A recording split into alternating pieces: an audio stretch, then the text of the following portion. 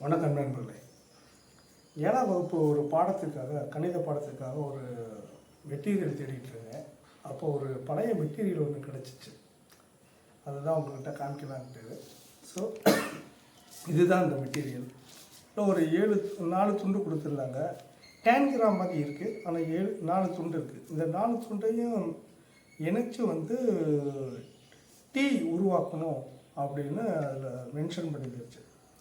இந்த பசில் எப்படி பண்ணுறது அப்படின்னு ட்ரை பண்ணி பார்த்தா, ஆனால் நிறைய உருவங்கள் நமக்கு கிடைக்கிது இந்த பசில் செய்யும்போது.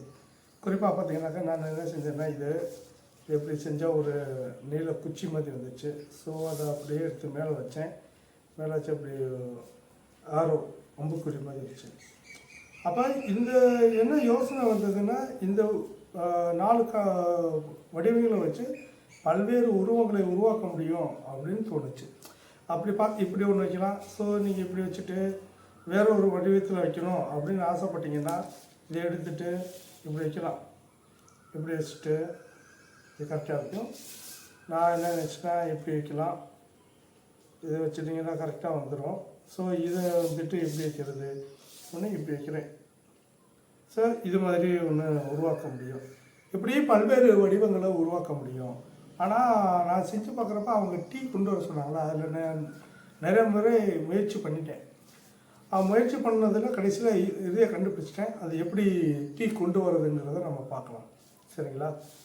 அதான் இந்த இதை நம்ம இப்படி வச்சுக்கிடுவோம். அப்புறம் சின்ன பசில் இருக்கு இல்லையா, அதை ட்ரையாங்கிள் முக்கோணம், அதை இப்படி நேராக வச்சுட்டு அதுக்கு பிறகு இதை நேராக வச்சுட்டிங்கன்னா இப்படி வந்துடும். அதர்வைஸ் நீங்கள் ரொம்ப சிம்பிளாக பண்ணணுன்னா இந்த மாதிரி வச்சுக்கோங்க. இதை இங்கே நினச்சிட்டிங்கன்னா ஒரு பக்கம் மேல் டாப் வந்துருச்சு இல்லையா, இந்த பக்கம் தான் நீங்கள் வரணும். இந்த பக்கத்தில் இதை வச்சிங்கன்னா ஐயோ மேலே வருது, தப்பாக போகும். ஸோ அப்போ திருப்பி வச்சு பாருங்கள், டீ வந்துருச்சு. எனக்கு என்ன யோசனை வந்ததுன்னா, இந்த விளையாட்டை ஏன் ஒவ்வொரு குழந்தைக்கு கையிலையும் கொடுக்கக்கூடாது? இந்த பஸ்ஸில் வெட்டுறதுக்கு அவனுக்கு பயிற்சி கொடுத்துட்டோன்னு வச்சுக்கோங்க. அவன் வீட்டிலேயோ விளையாடும் இடத்துலையோ இந்த பஸ்ஸில் வச்சு விளையாடுறான் இல்லையா, இதை எப்படி வெட்டுறது அப்படின்னு ஒரு முயற்சி பண்ணோம் அப்படின்னு யோசித்தேன். ஸோ அதை தான் உங்களோட பயிர்ந்துக்கலான்ட்டு இதை எப்படி வெட்டுறதுன்னு பார்ப்போம். ஓகேவா? ஸோ நீங்கள் ஒரு சின்ன சார்ட் பேப்பர் எடுத்துக்கோங்க. அதில் இந்த மாதிரி படம் வச்சுக்கலாம். நம்ம ஒரு ஸ்கேல் அளவுக்கு எடுத்துக்கலாம். ஸ்கேல் அளவுக்கு மேலேருந்து கீழே ஒரு டாப்பில் ஸ்கேல் அளவுக்கு வெட்டி கோடு போட்டுக்கலாம். அதே ஸ்கேல் அளவுக்கு கீழே. சரிங்களா? இப்போ பார்த்தீங்கன்னா உங்களுக்கு டீ மாதிரி இருக்கும். ஸோ இந்த வேண்டாத பகுதியை நம்ம வெட்டி எடுத்துட்டோம்னா நமக்கு டீ கிடச்சிடும். வழக்கமாக நான் ரஃபாக பண்ணுறேன். நீங்கள் ரஃபாக பண்ண வேண்டிய அவசியம் இல்லை.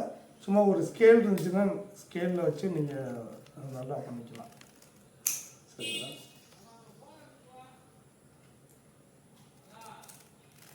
வெட்டுறதுக்கு ரொம்ப சின்ன பிள்ளைங்கன்னா பேரண்ட்டு உதவியோடு செய்யுங்க. சரிங்களா? இது 6, 7, 8 பிள்ளைங்கன்னா ஈஸியாக செஞ்சிடலாம். ஸோ நமக்கு டீ கிடச்சிருச்சு. இந்த டீ எப்படி வெட்டுறதுன்னு பார்க்கலாம். இதில் 2, 3 பேப்பர் இருக்குது. ஸோ நம்ம ஒரு பேப்பர் மட்டும் நம்ம யூஸ் பண்ணலாம்.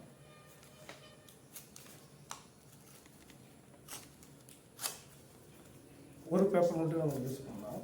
சரிங்களா? இதை மட்டும் யூஸ் பண்ணலாம். இப்போ நம்ம என்ன பண்ணலான்னா, வழக்கமாக இந்த முனை இருக்கு இல்லையா, இந்த முனையிலேருந்து இது வரைக்கும் ஒரு கோடு போட்டுருங்க. ஒரு வெட்டிக்கலாம்.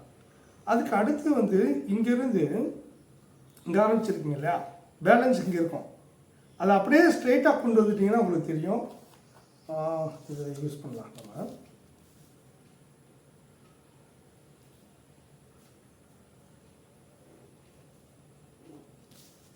ஸோ அப்படி ஸ்ட்ரெயிட்டாக கொண்டு வந்துட்டிங்கன்னா, இந்த வரைக்கும் கொண்டு வரலாம். ஸ்ட்ரெயிட்டாக கொண்டு வந்துடுங்க. கொண்டு வந்தால் இங்கே விட்டுரும். நம்ம என்ன வெட் பண்ணுறோன்னா, இந்த முக்கோணத்தை இப்படி வெட்டிடுறோம். இங்கிருந்து வருது இல்லையா, இதை அப்படி வெட்டிடுறோம். ஸோ இப்போ நம்மக்கிட்ட 1, 2 இருக்குது இல்லையா, அப்புறம் இதை இப்படி வெட்டிடுறோம். ஸோ இந்த மாதிரி இது இருக்கா, இந்த மாதிரி இருக்கா, இந்த மாதிரி இருக்கா. சார் சரியா, அது கோடு போடாதுன்னு இது தப்பாக வந்துடுச்சு. சரியாக கோடு போட்டோம்னா இது மாதிரி இருக்குது. இது இருக்கா, இந்த மாதிரி இது இருக்குது. ஸோ இந்த 4ஐயும் நம்ம குழந்தைகளுக்கு சார்ட்டில் வெட்டி கொடுத்துட்டோன்னு வச்சுக்கோங்களேன்.